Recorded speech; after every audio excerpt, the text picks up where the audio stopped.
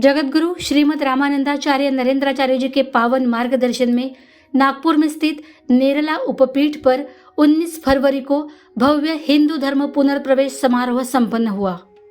परधर्मीय प्रचारकों के बहकावे में आकर और प्रलोभनों के कारण अपने मूल सनातन हिंदू धर्म से दूर हुए लगभग 500 बांधवों ने जगतगुरु श्रीमद रामानंदाचार्य नरेंद्राचार्य जी की पावन उपस्थिति में विधिपूर्वक पुनः हिंदू धर्म में प्रवेश किया। जगतगुरु श्री के प्रेरणादायी विचारों से प्रभावित होकर ये परिवार पुनः सनातन धर्म से जुड़े हैं।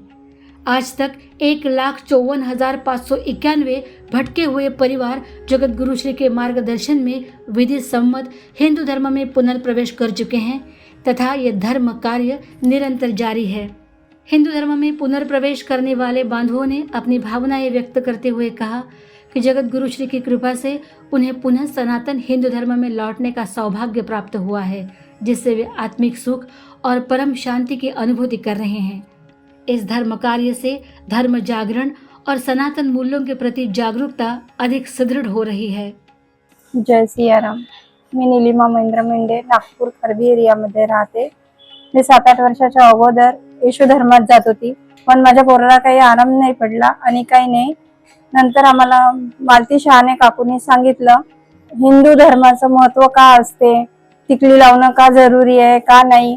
त्याच्यामुळे आम्हाला नेरलेला नेलं आणि तिथून जेव्हाच आम्ही आलो 2-3 महिने झाले तिथे घर वापसी माऊलीच्या कृपेने आम्हाला हिंदू धर्माचं महत्त्व करून दिलं आणि आता आम्ही 2-3 महिने झालो जगतगुरु रामानंद आचार्याच्या कृपेने खूपच आभारी आहो आणि चांगले आहो। जय सियाराम। माझे नाव माधुरी संजय खडसे आहे। माझे पती खूप दारू पित होते, त्या कारणाने मी 2 वर्ष ख्रिश्चन धर्माचं पण केलं, पण मला काही आराम पडला नाही। पण त्याच्यानंतर मला नरेंद्र माऊलीच्या भक्तांनी सांगितलं माऊलीचं करायचं, भक्ती करायची।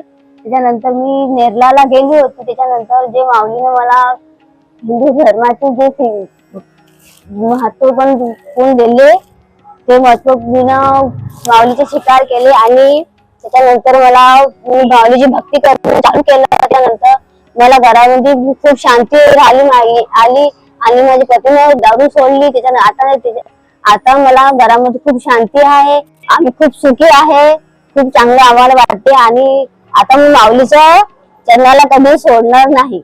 जय सियाराम।